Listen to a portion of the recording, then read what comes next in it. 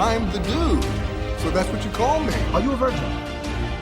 Yeah, not since I was 10. Are you there, God? It's me, Margaret. Come on to the coast. We get together, have a few laughs.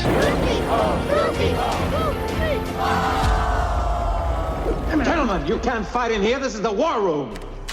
Can I return it if it doesn't fit? It always fits.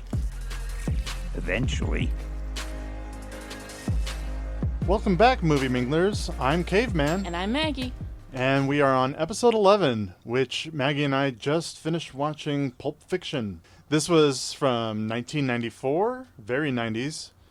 It's celebrating this year its 30th anniversary. Which is insane. It also came out on the same day as Shawshank Redemption. Both those movies premiered in theater on the same day. I bet more people went to see Shawshank.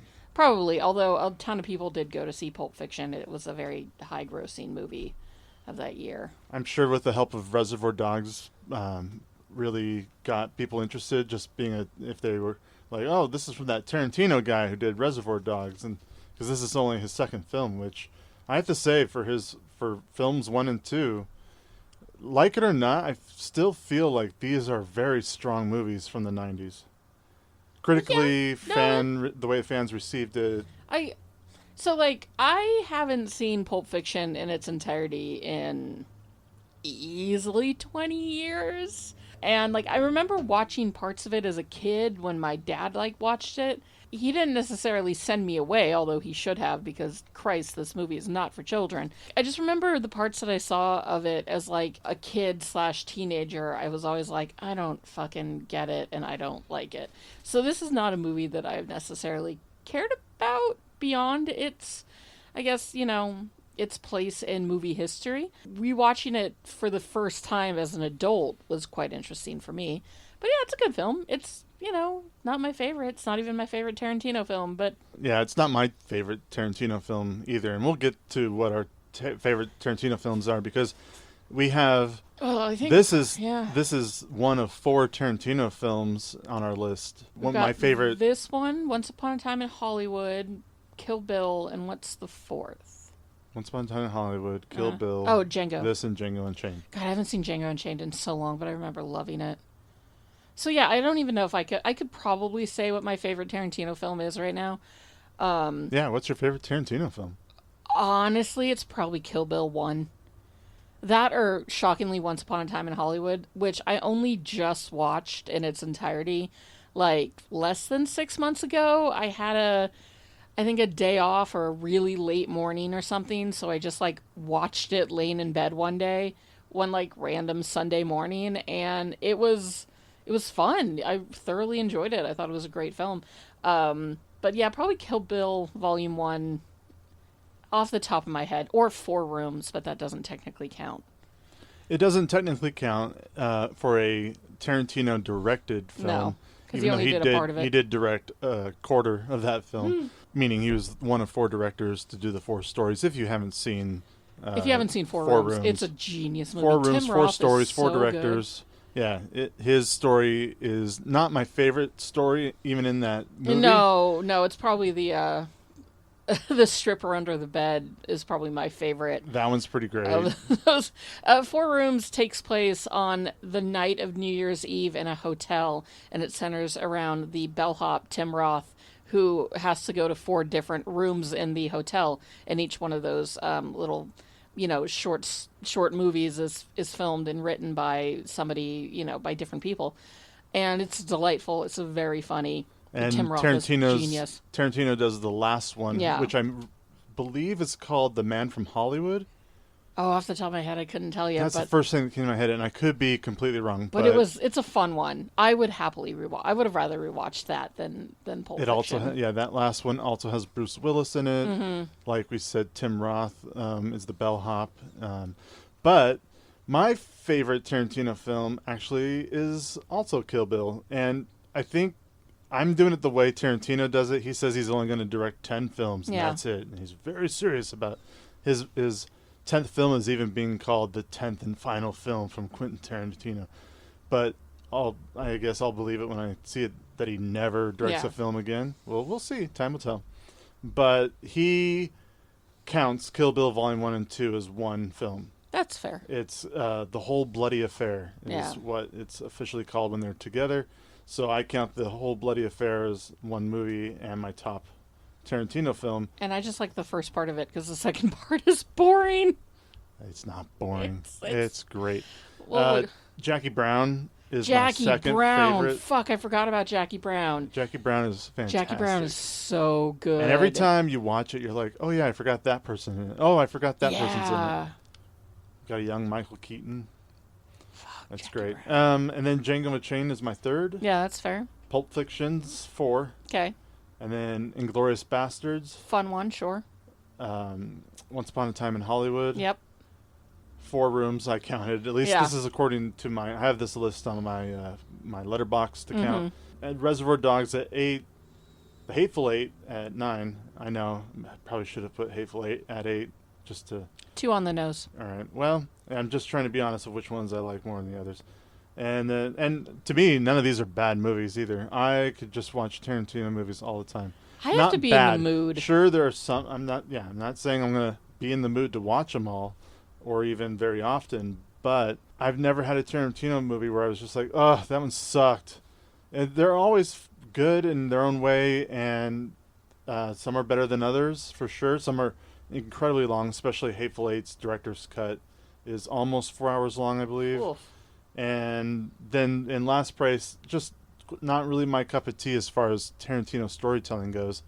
But Death Proof was the Oh, I last forgot one. about that one. And that's with... Do we count From Dusk Till Dawn? No, that's a 'Cause- written yeah, only. written and Written starring. and starring. So Yeah. is one of the best movie that Tarantino has ever written, and this includes the ones that he's directed, would be True Romance. You love that movie. Stellar cast, stellar writing. Christian Slater, my favorite Christian Slater movie. True Romance is by far Tarantino's best written work. But we're here to talk about Pulp Fiction, which basically is about all these different stories kind of weaving into each other.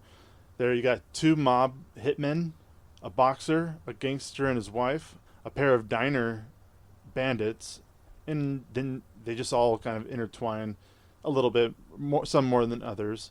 Got 10, this is also an order of appearance. All right, go Because for of it. the way this movie is structured, order of appearance just seemed the easiest way to do it. So we've got Tim Roth, Amanda Plummer, John Travolta, Samuel L. Jackson, Phil LaMarr as Marvin, Bruce Willis, Ving Rhames, Uma Thurman, Steve Buscemi, Christopher Walken, Kathy Griffin, Peter Green, Harvey Keitel, and Tarantino as Jimmy. And it's, like I said, really thick cast. Some people are on screen for 2 seconds, and some have a little bit longer dialogue, more scenes, what have you. But a lot of repeating people from Reservoir Dogs, like small parts in this one. You got Steve Buscemi, Baby Buscemi. who I believe played Mr. Pink in Reservoir Dogs. Steve Buscemi, who, by the way, can forever get it. Like, I would throw down on that man so hard.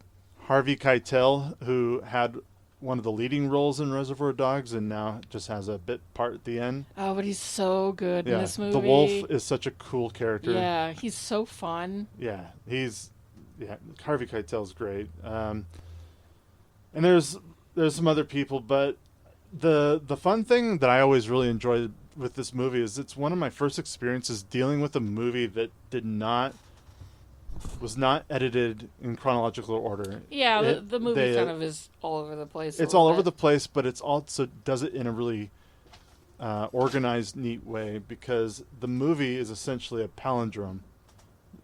So it starts one way, and then by the middle, it ends going backwards the way it came from. So you start off with Tim Roth and Amanda Plummer's characters in the diner, which then goes into John Travolta and Samuel L. Jackson at the guy's apartments with the gold briefcase, or the briefcase with a magic yellow glimmer, which we all know if you saw Community, it's just a light bulb. Oh my god, I can only think about Community when I see that briefcase.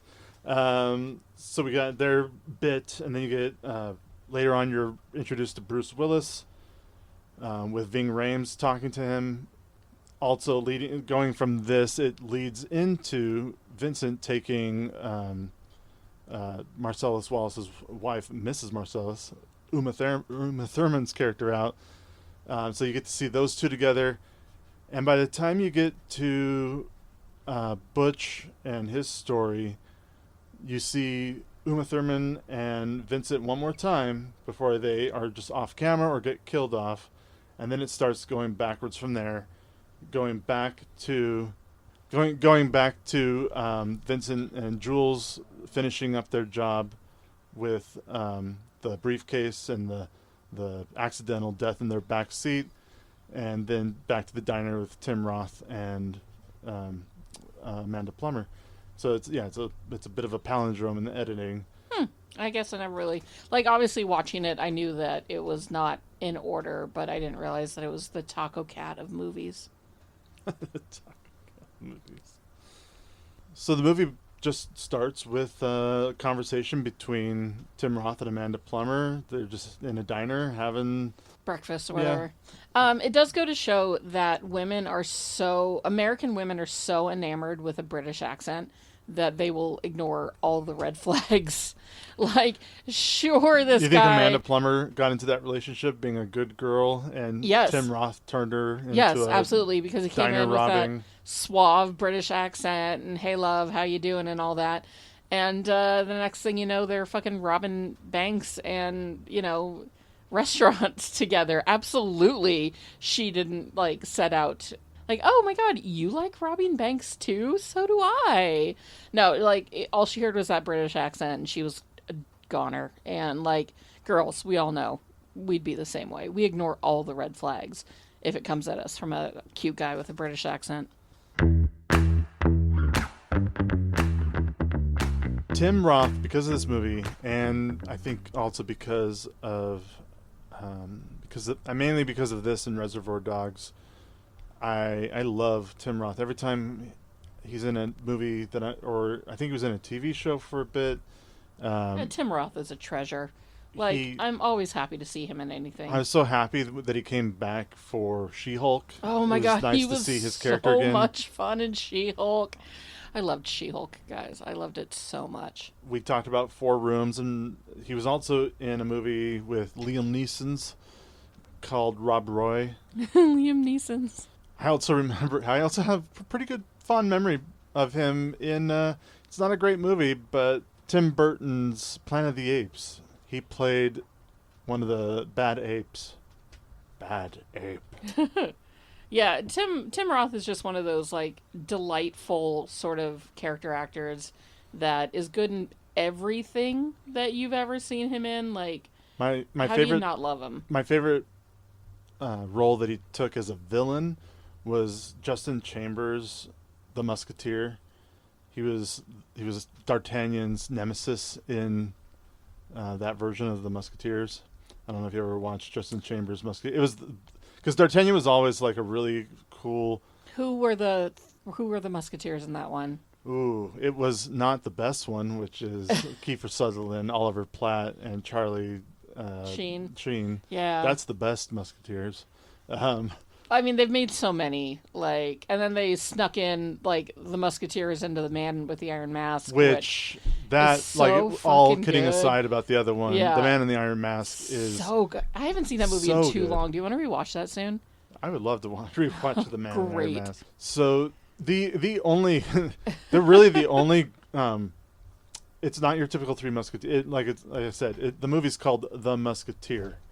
And it's mainly D'Artagnan's story, but he gets to go up against Tim Roth. The Cardinal and King Louis are still in it, but it's mainly just D'Artagnan and Tim Roth. I highly recommend it. It's a lot of fun, and it's the first time I actually got to see some good fight choreography and good swordplay in a Musketeer type movie. This movie also made me, every time I hear somebody say garçon, I always say garçon means boy.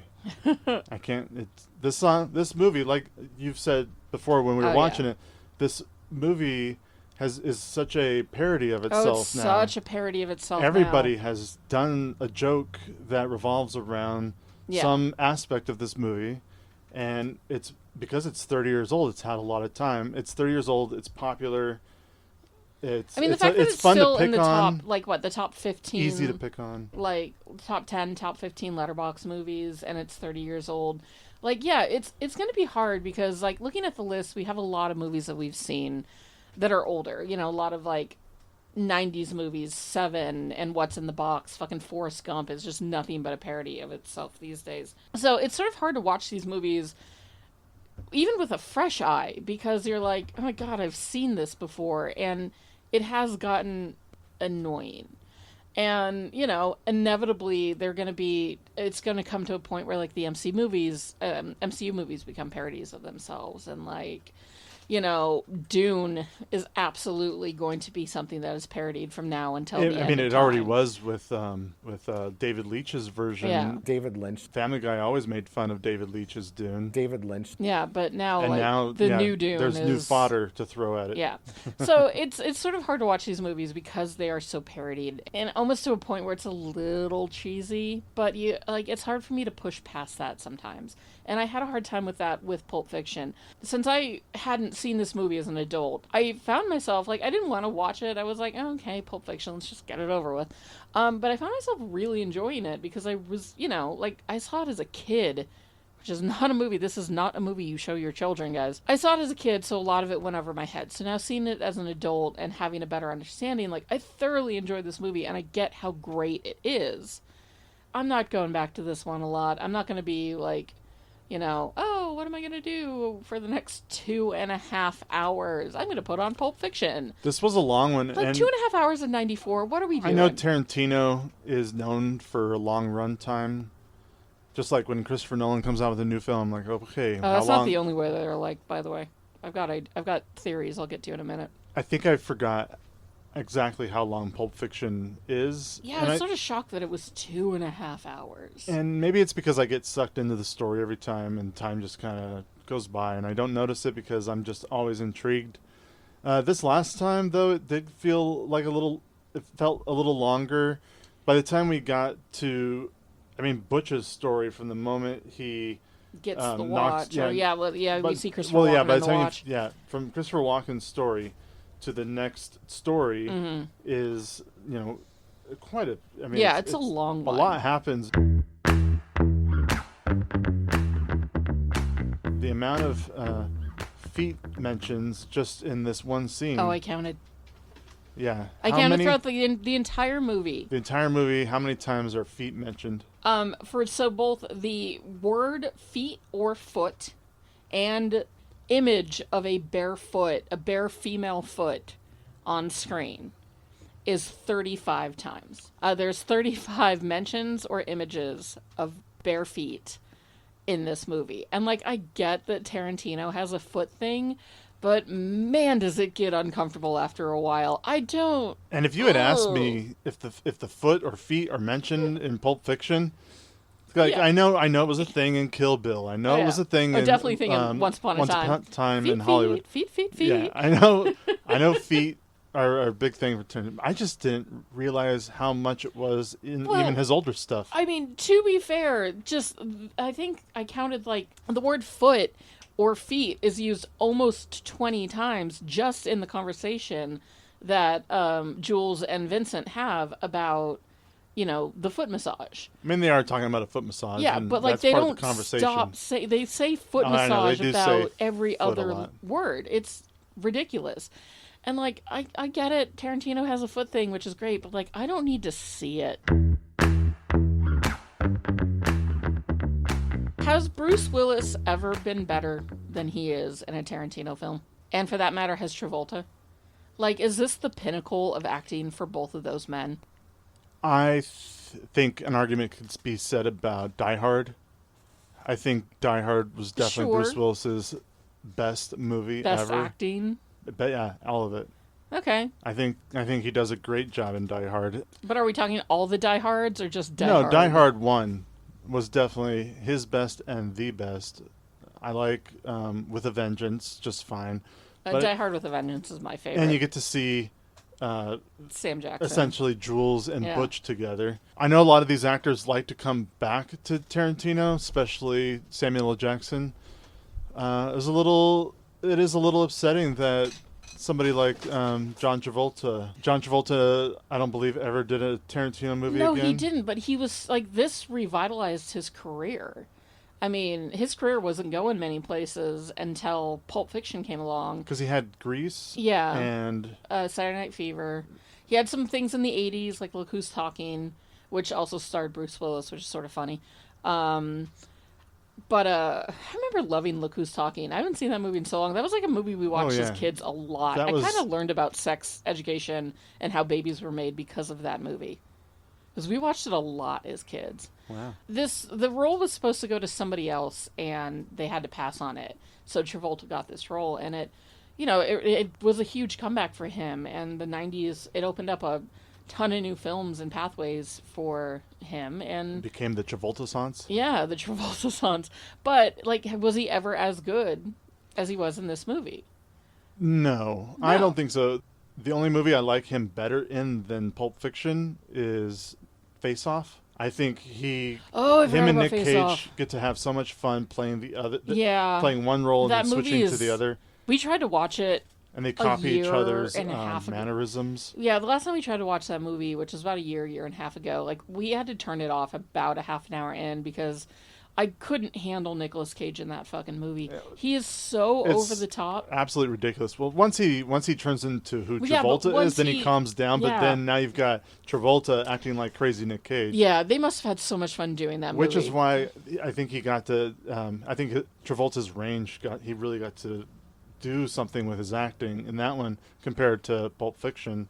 Even though I love everybody in this movie. These Yeah. are all great actors, especially in '94. There's a reason why Sam Jackson got nominated for an Oscar for this film. He is phenomenal in every single scene he's in. Like, any scene that he's in, you can't take your eyes off of him. He gets the best lines, Which also, I'm just going to bring most this up quotable lines. real quick. How does that man not have an Oscar? He has an honorary Oscar for Lifetime Achievement, which is still an Oscar, but It's let's like, be honest, all right, you it's didn't a bit of win ever, yeah. but we're going to give you this because we feel sorry for you not Yeah, ever winning. I'm not but at the calling same it a time, pity we are Oscar. acknowledging that you are. But the man deserves something. Like, he's great in everything he does. Sam Jackson, Samuel L. motherfucking Jackson. I mean, every a king. Tarantino film that Samuel L. Jackson does, he's playing a character Yeah. that I'm really invested in. He played really one of my favorite characters in Jackie Brown as the gun dealer.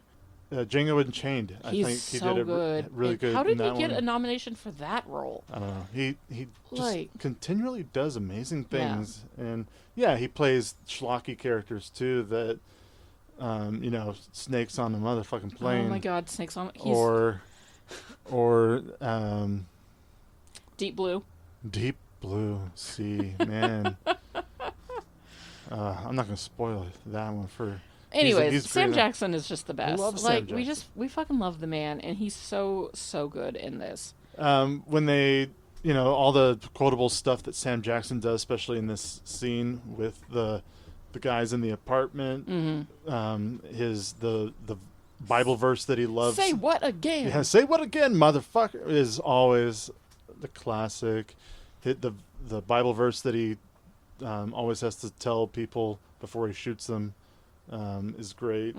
This is also where we get to meet a very young Phil Lamar, who you don't often sweet see baby. because he's a famous voice actor. You don't get to see him act in real life in many projects. He has many projects of live action, but he's an amazing voice actor. Yeah, we love Phil Lamar. In that scene, the Hawaiian burger looked really gross. It did. It The big looked kahuna burger? So there's no way a Hawaiian burger looks like No. a basic McDonald's. Yeah. Just cheese and a patty and a bunch of ketchup. and a really ugly bun. I pulled up a Binging with Babish episode where he remade that burger, and it was from 2017. So it was Baby Babish. Y'all know what Binging with Babish is, and if not, just YouTube Binging with Babish, and you're welcome. But yeah, it was just baby, and like the burger that he made, like he made the burger as seen on TV or seen on the movie, and it was just like a basic cheeseburger with ketchup, which I mean is tasty, but like bland and boring. It looks so bland. And then the one that he remade then with like grilled pineapple and grilled onions also didn't look that good either. It was definitely like early Babish skills. Because then I watched another video from, I guess, 2020. Because yeah, it was about 4 years ago, so around 2020, of where he remade the $5 milkshake. And he made the world's most expensive milkshake with like Louis XVI cognac and Tahitian vanilla beans and all this stuff, and it was a much better job. That's but how anyway, much his channel has that's grown. how much Where his channel has changed. his ingredients go Yeah. from this is what I can afford to now. And I'm also just just doing his this for culinary the. skill. I'm doing this for the video now. Yeah. The clicks. But yeah, the burger looked gross, and that was my main takeaway from that scene. The next scene is a one-sided conversation where you see Bruce Willis's face, but hear Marcellus Wallace's voice behind you. Yeah. And you really just see Bruce Willis just staring off to the side of the camera, not into the camera, but just off to the side, having this conversation with Marcellus Wallace about essentially throwing his fight that he has coming up. Night of the fight, you may feel a slight sting. That's pride fucking with you.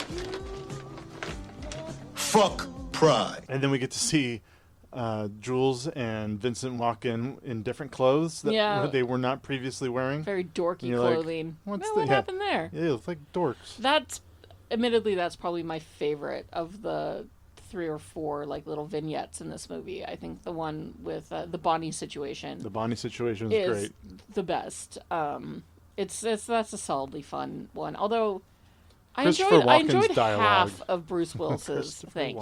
So, yeah, Christopher Walken was great, but wildly unnecessary. I don't know why any man would tell a 6-8-year-old boy that the watch that he was handing him had been shoved up like 3 different adult man's asses. So he hid it. In one place he knew he could hide something, his ass. 5 long years he wore this watch up his ass. Then he died of dysentery. There's way too much ass talk to be giving a watch to a child, is all I'm talking about. I don't know. Christopher Walken was great in that, but at a certain point that speech just became unnecessary, which was a theme that I noticed a lot in this movie, where there were several moments where, like, you can see a young Tarantino being like, oh, this is crazy, man. I'm going to, like, freak him out with this. Like, it's going to be a watch, but it was shoved up somebody's ass.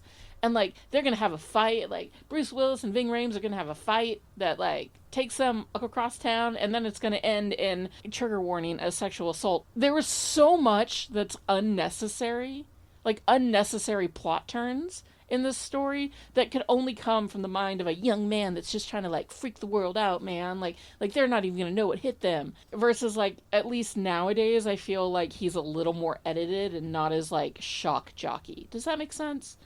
Like, there were some parts of this movie that were just so unnecessary and immature. Also, I get it. It was a different time, but the racist talk in this movie made me so uncomfortable. It's a 30-year-old movie. They drop a lot of the bad racist words to the point where you're like, please stop saying the N-word, Quentin Tarantino, please.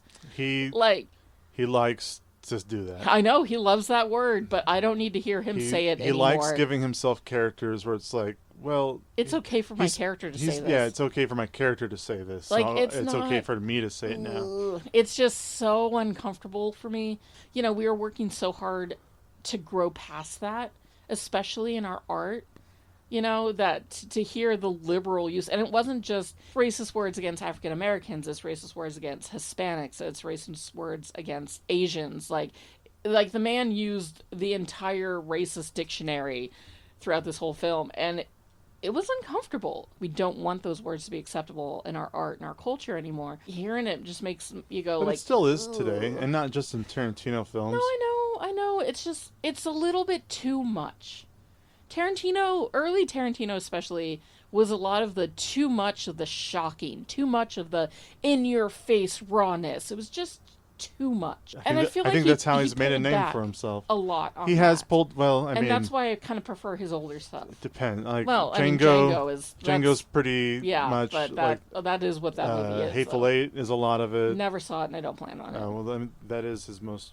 Yeah, but those are all quote-unquote period pieces. They are period pieces, which is why I don't remember hearing it in Once Upon a Time in Hollywood. There was a lot less, like, racism in Once Upon a Time in Hollywood. There was different stuff happening, like, between the Marilyn Manson people. They were a bit, maybe too much, but, but they're Marilyn Manson. See, that's the thing. It's like, or Marilyn... Nope. Charles Manson. God, I'm doing the same thing somebody else did. I'm not the only one that mixes up our words. Like, I get my words mixed up too. Like, guys, you try doing this. So in between Jules and Vincent coming in with new clothes, and when we meet Christopher Walken, is one of my personal favorite moments in the movie, which is John Travolta and Uma Thurman going out on a date or a night out, out to keep her entertained. It's not a date. Yeah, because her husband, Marcellus... Marcellus? Marcellus Wallace. I want to call him Marcellus Wallace. Marcellus?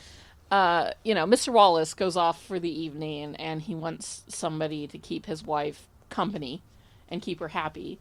And that's John Travolta. And that whole sequence is a delight. They go to one of the coolest... they go to a restaurant that I wish existed. Oh, my God. In the way that you see it in the film. They spent like $150,000 recreating that restaurant. It was the biggest. Well, being able to walk through that whole thing in one shot. Outside of I think I read on IMDb, outside of the actors' salaries, that was the most. That restaurant was the most expensive part of the film. It looked like it. It looked like money was spent. I want to go to that fucking restaurant where everybody is pretending to be somebody from the 50s. Somebody from the 50s. You're greeted like everybody's impersonators. The food looked fairly decent. I love the cars being the tables. Yeah, you can sit in a car. Sit inside of a car with the closing door. Yeah, like that is cool as hell. I know they're kind of like dumb, and these days they almost don't exist outside of some chains. I don't know if Ruby Tuesdays is still a thing. Ruby Tuesdays or Richie's Diner. Richie's Diner. I fucking loved a 50s diner growing up. And in California, where we grew up, they had some great ones, including one in Victorville, California, that wasn't too far from where Caveman and I grew up, that was used in From Dusk Till Dawn. That's right. Yeah, and an old diner. I think it was called Susie's. We've had. Yeah, we've eaten there. We've eaten there. Yeah. Oh my god. Oh my god. Yeah, but it was like right off the freeway, kind of tucked into this little tiny, like, awkward desert spot out in the middle of nowhere. I mean, the deserts of California are a different sort of environment. Anyway. But yeah, the Uma Thurman stuff. She's forever babe. I mean, she can do no wrong. She's great and everything. She's stunning, absolutely stunning. All the memorable moments from this are like the dance, them rolling up. Just the very beginning where they roll up and she's like, "Don't be a square." And the drawing. She draws out the square. And you got. I think the first appearance of Apple cigarettes. I don't think they were used in Reservoir Dogs, but I might be mistaken. I think when I read on IMDb that they are a part of Reservoir Dogs. I think they've been a part of everything. We also get to see Steve Buscemi as Baby Buscemi. Well, he's Buddy Holly. Buddy Holly, yeah. And actually, I completely forgot because he's sandwiching this moment. Eric Stoltz. Oh yeah, which was nice to see him in his Jesus just facade. Like he just looked. I really enjoyed. Okay, so there's a couple of things I really enjoyed about the drug dealer sequence, both at the beginning of that story where Vincent goes and gets drugs, and then at the end when Uma Thurman's having her OD. I loved how casual Vincent and the drug dealer were just like chatting like friends while they were casually, going through a drug transaction. Like, I just found that really funny. Talking about what kind of heroin he could get. Yeah, and just like how terrible people are and all that stuff. And then in the OD scene, which like I was happy to see this pop up on IMDb's trivia, but there's a character named Trudy who's sitting on the couch. Yes, the one with all the shit in her face. No, the one with all the shit in her face is my wife. Oh, crap, I did the same mistake that Vincent did. No, It's the other way around. Trudy's just the friend that's like chilling on the Just couch chilling. watching TV. She's wearing a T-shirt for the Frames, which is the band that Right. Glenn Hansard, my Yep. favorite musician on this whole planet, started. That's where he started his career. So that made me happy. That she's I didn't wearing notice the shirt. I know who No, the Frames are. But... again, it was an IMDb thing, and I went, wee! I love that connection. So, Bruce Willis's character Butch is supposed to be losing a fight. Yeah, he promises Wallace that he's going to lose the fight. You know, the boxing match is rigged, and Butch is going down in the fight in like the third or whatever that means. But instead, he doesn't. He decides that he is going to take the money he was given by Wallace and place it on himself, essentially, through bookies, and he wins the fight. He wins the fight at the expense of murdering his opponent accidentally. But he wins the fight nonetheless, and then has to go on the lam from Wallace for, going back on their deal. And, it's funny that Bruce Willis is the character that kind of kills the most people in this movie. Like, there are trained assassins in this movie, and Bruce Willis kills more people than they do. Yeah, left and right. Just first he kills the boxer that he's up against. I'm not sure about the person that he ran his car into, because he hits Marcellus out in the street, and then another hits car somebody. completely annihilates the other car. He kills at least the one guy in the racist basement. Yeah, he does. He kills not Kills the Zed. pawn shop guy. Yeah. And he may have killed the Gimp. Yeah, I think he kills the Gimp too, because the Gimp's just seen hanging there. Yeah, he's just hanging there, but I don't know. He if kills he's Vincent. actually- Spoilers. Yeah, that's right. He kills Vincent. Which, leading up to him killing Vincent, he's sneaking back to his apartment to get the gold watch, and then that his dad shoved up his own ass. his dad. And Christopher Walken also had to shove up his own Yep. ass. So that watch has been up 3 asses. So many different asses that watch has Unnecessary. been up. That's all I'm saying. I wouldn't And keep that watch. But the shot, there's one shot where he's outside walking behind another property to sneak up on the apartment property where his watch is. Mm-hmm. And I remember when I first watched this, or maybe, a couple in when I was really getting into film and not just mindless action films, the moment where where he goes through the chain link fence hole and the camera follows so seamlessly. I remember that blowing my mind. Like, Yeah. how did they film? When I first Quentin watched that, Tarantino I just loves a long take. really wanted to know how they did that when I was a kid. Nowadays, I could guess 3 different ways that they probably did it. Steady cams are helpful. Having somebody on the other side of the fence who's hiding to grab the camera, and once it goes through the hole is another way. Being on a line that you don't see is another way. It's clever editing sometimes to separate the scenes, but I don't think they did it. I think it was a solid one take. The scene right before where on the cab ride home, it's really interesting that the rear projection showing the taxi to make the taxi seem like it's driving is Black so and white obvious. Yeah, first of all, it's footage, black and white footage. I could see it being footage that he got from some other movie, because that's the way Tarantino what he would do. It was also very shaky, very unbelievable, but I think it was done that way on purpose. Like, Butch is in the backseat of this taxi cab throwing out his gloves, what he wrapped his hands in, everything, just to get rid of the fact that he had just been in a boxing match and killed a guy in the ring.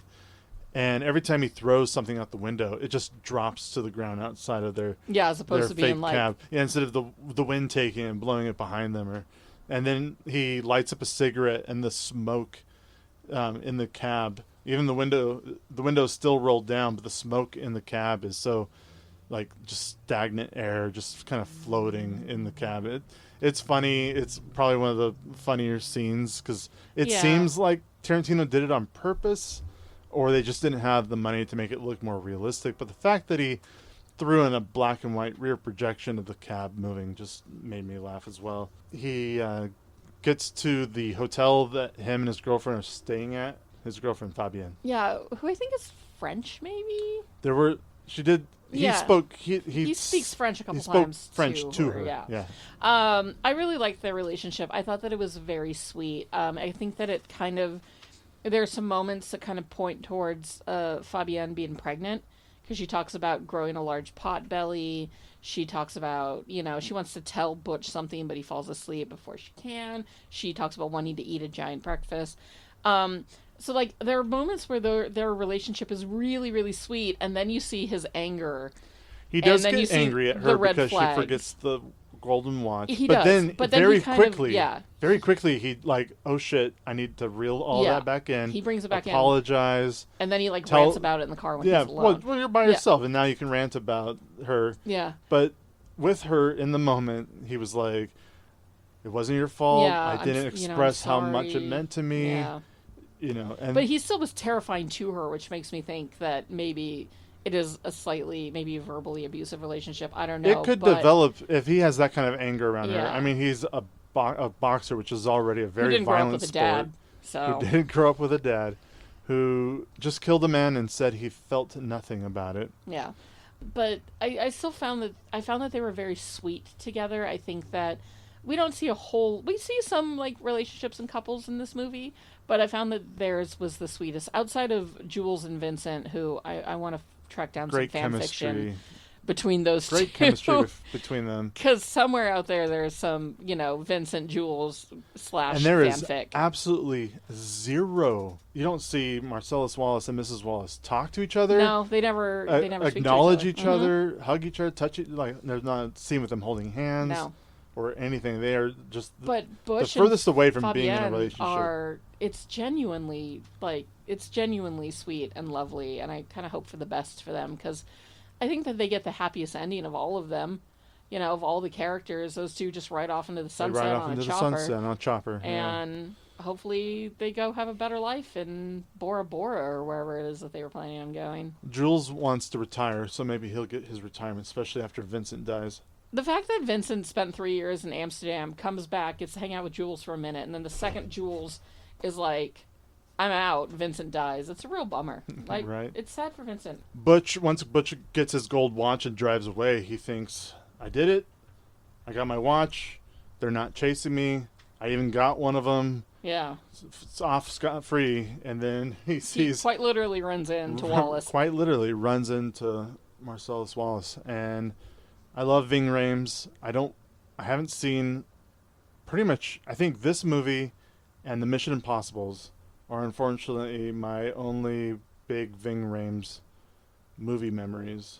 I may have seen him in other stuff. If we slammed through his IMDb. If I looked through it, I'd be like, oh yeah, he was in that. Oh yeah, he was in that. But right now, the only thing that comes to mind is this and the Mission Impossible movies.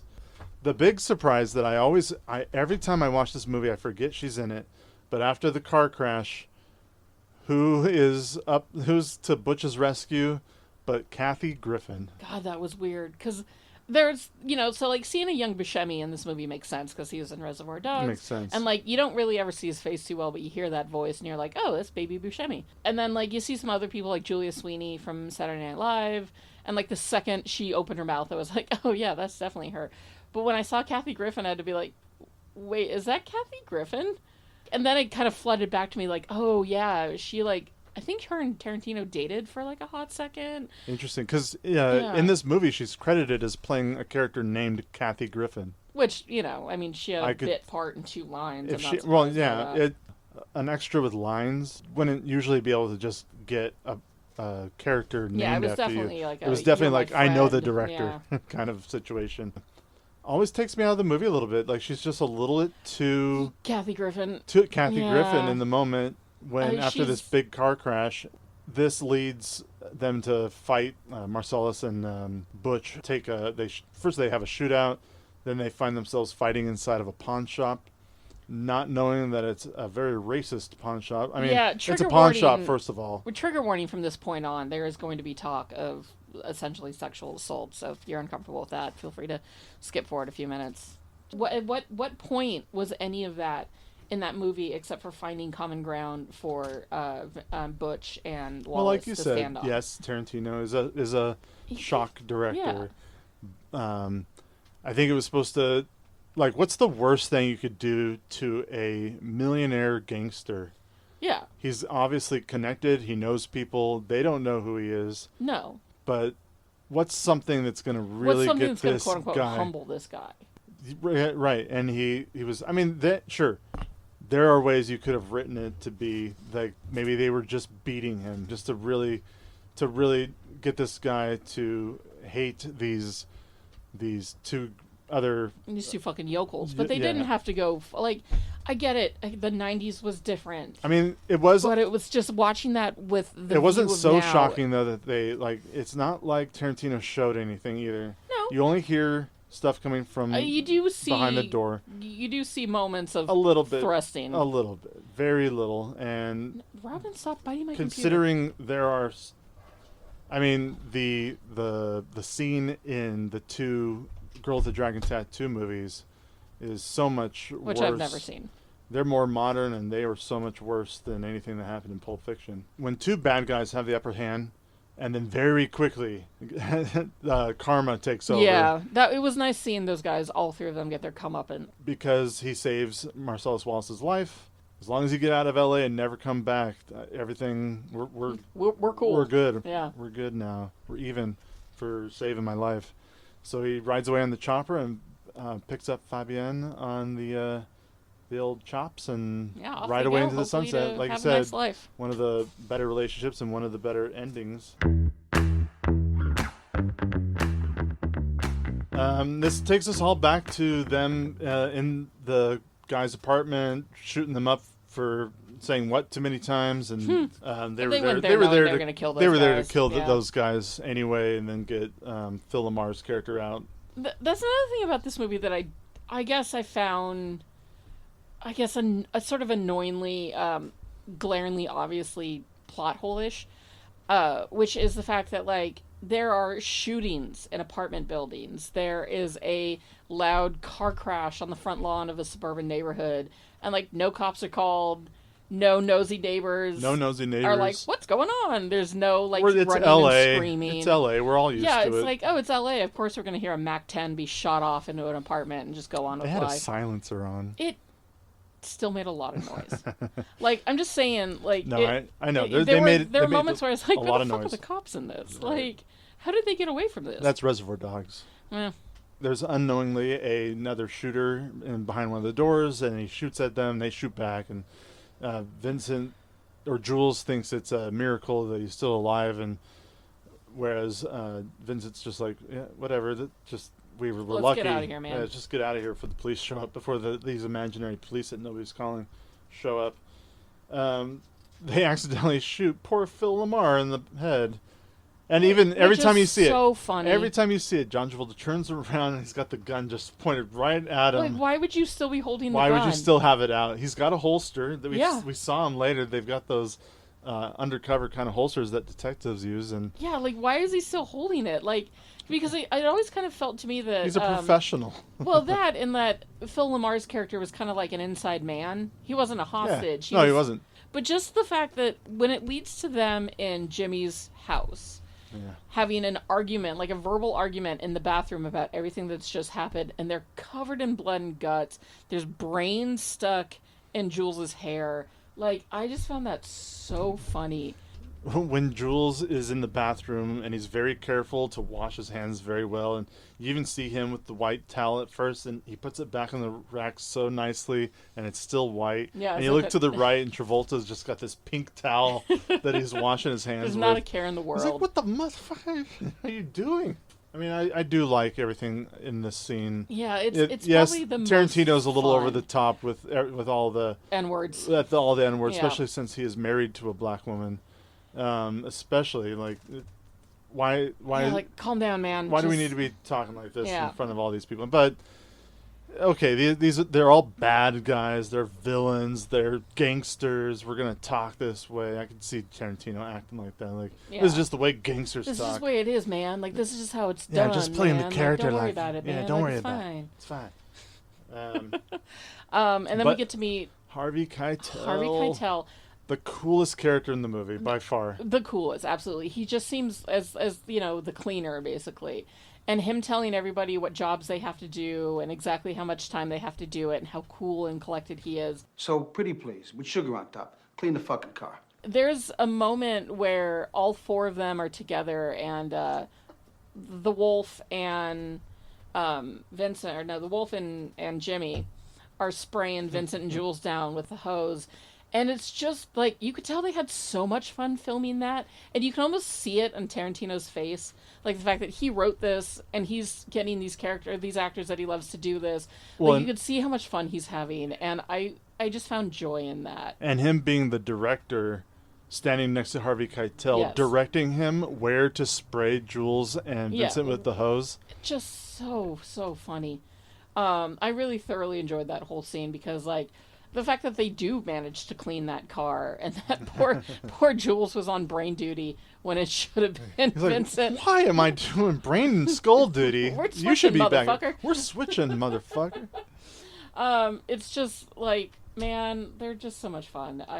That was the part that I was sort of happiest with, because I was like, I thoroughly enjoyed most of the Bruce Willis story, but then I was like, okay, like so much of that was unnecessary, but here we go. And then this sort of vignette came in, and it was just a ton of fun, and sort of happy and goofy, and yeah, like I thoroughly enjoyed the Bonnie situation. That would be the one that I went back and rewatched over all of them. Then after the Bonnie situation is cleared up, we rewind. Yeah. We rewind. Well, that's why they end up being in those dorky ass clothing. That's right. So too, we do fast forward because they have to get clothes from Vincent or from Jimmy. Yeah, I'm thinking of something else. And like they're in a fucking just t-shirts and little board shorts and just they look like so dorky. It's great. But they go to the diner where Tim Roth and Amanda Palmer are hanging out and about to rob. Amanda Plummer. And there's a moment where Jules says that he wants to wander the earth like Kane in Kung Fu. And it made me smile because later David Carradine, who played Kane, gets to be in Kill Bill. But then I never, as a kid, I didn't watch Kung Fu the movie, but my dad and I watched Kung Fu: The Legend Continues, which was also David Carradine, but now this is the TV show that takes place after the movie. So I didn't know that there was a movie. I just knew the TV show called Kung Fu: The Legend Continues. I haven't seen a single second of any of it. It's okay. This is one where I'm like, this was a very moment of its time. It's one of those TV shows that you're just come on, just like The Pretender or I'm trying to think of some of those other 90s kind of dramas. Oh, I loved Highlander a little bit, Renegade, Medium. Yeah, just those wonderful 90s drama TV. The X-Files, which I can't talk about without screaming. It was all very kind of A-team type setup where this man or these people have a set of skills and we're wandering the earth and we will help people when we run into them, which is a very Kurosawa type story that has just been repeated. It's just through one of the those. ages. Yeah, it's one of those great story tropes that lasts forever. I really do enjoy the conversation that's had between Samuel Jackson and Tim Roth in the diner. Yeah. All that's really fun. Him telling him to get his wallet that says "bad motherfucker" on it. Which was Tarantino's wallet. Of course it was. Yeah. And I know some people that have wallets that say "bad motherfucker" on it. Yeah, because why wouldn't you merchandise that immediately? Of course it's been sold. And then that's essentially the end of the movie. Everybody, Vincent and Jules go off to meet Marcellus Wallace later because they don't want any violence to escalate and anybody to get really... Because they're not, even though they're gangsters, they're not really concerned with other diners being hurt. So they just want these guys to leave. They don't even mind Tim Roth and Amanda Plummer walking off with all the wallets and cash registers. In a way, wraps up with a bow on it. Even though it's not the end of the movie technically in chronological order, because then some people die and. But that's Pulp Fiction, man. That's Pulp Fiction. It's a movie that exists. I don't know. It's great. It's a ton of fun. It's got its place in history. And I see why. It's got its place in Tarantino's career and filmography, and but it hasn't aged well. Not all of it has aged Of course, well. yeah, not all of it's aged well. And it's got its place in history, and it's got its fans. It's got its very fervent fans, and like, good for you guys. It's not my favorite thing in the whole wide world. As for rating, I would probably give this movie a solid 3.5.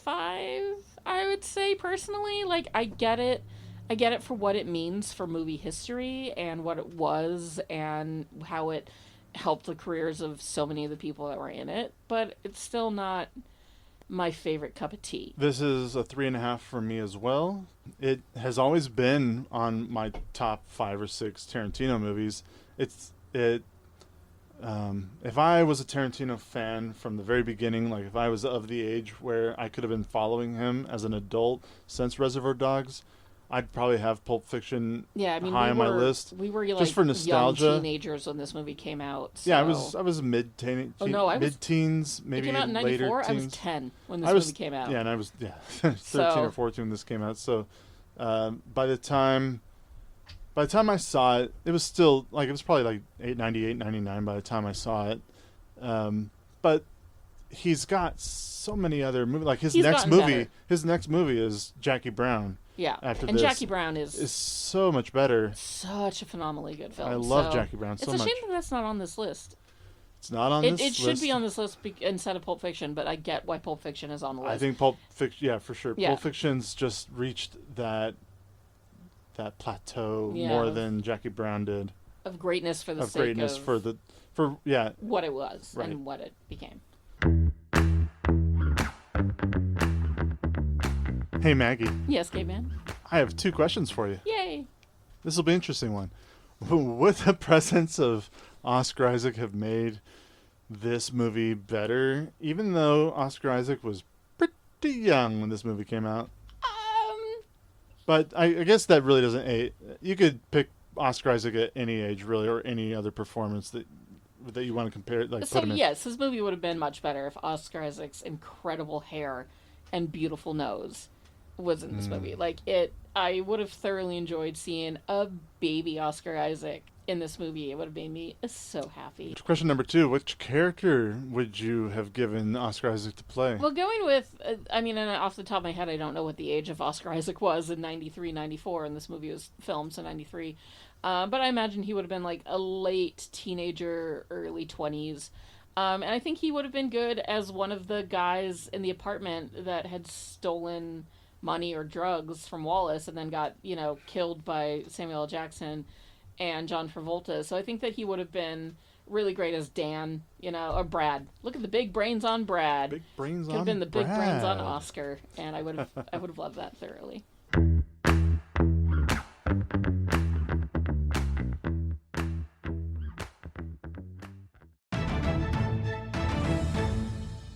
Welcome to my movie review for Rebel Moon Parts 1 and 2.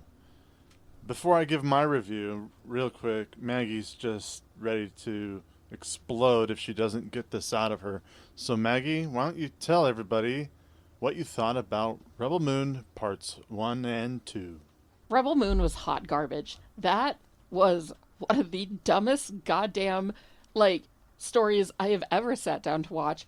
I can't believe that anyone, Netflix or otherwise, gave Zack Snyder any amount of money, especially over $100 million, to make such a giant piece of shit that is just a ripoff of the classic Seven Samurai story, but not even in a good way.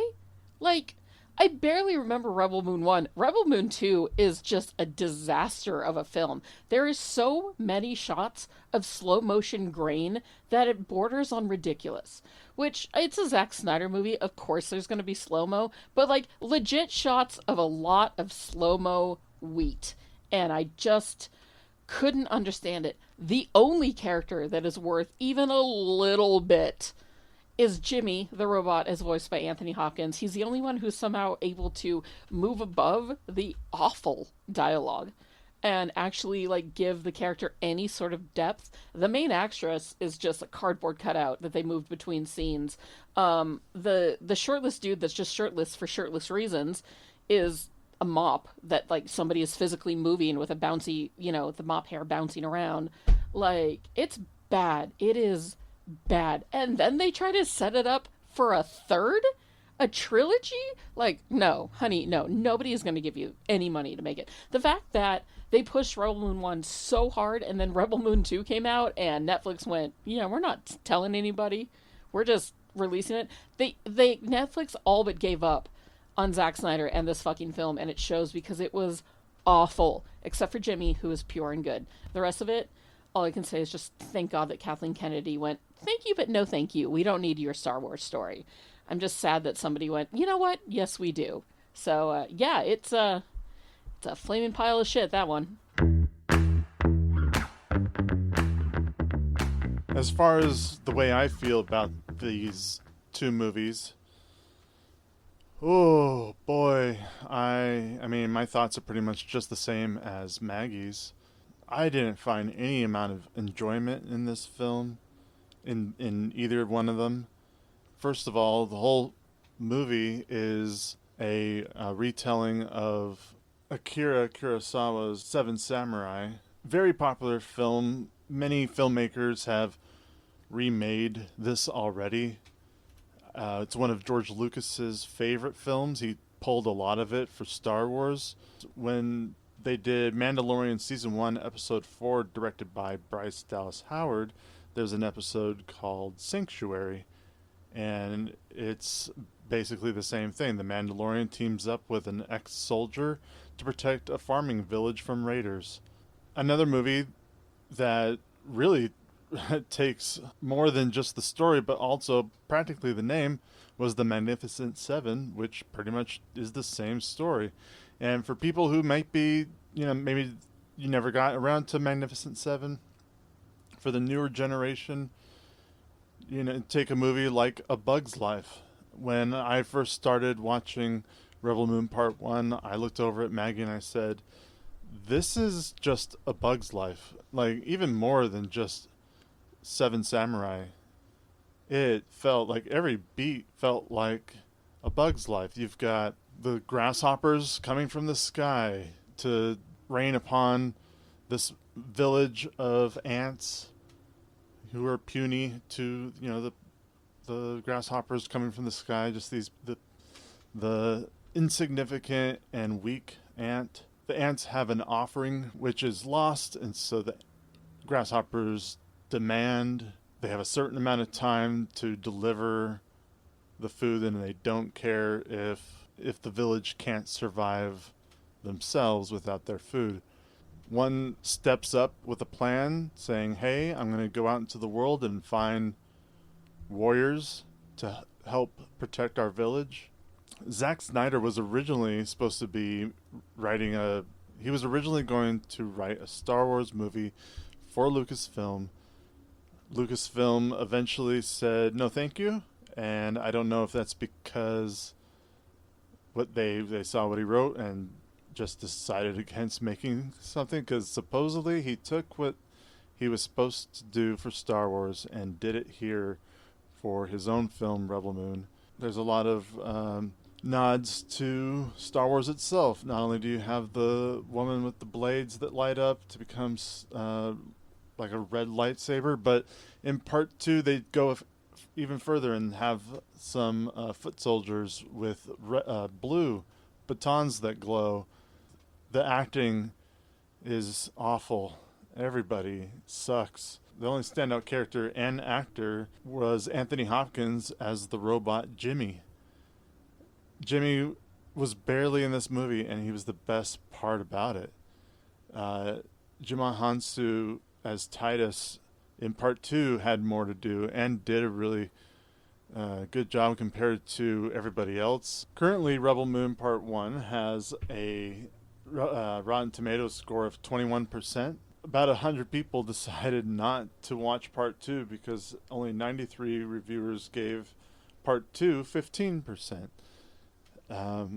I've watched a couple YouTube channels where they enjoyed Part 2 a little bit more, which I kind of agree with the fact that at least the story in Part 2 starts to develop a little more.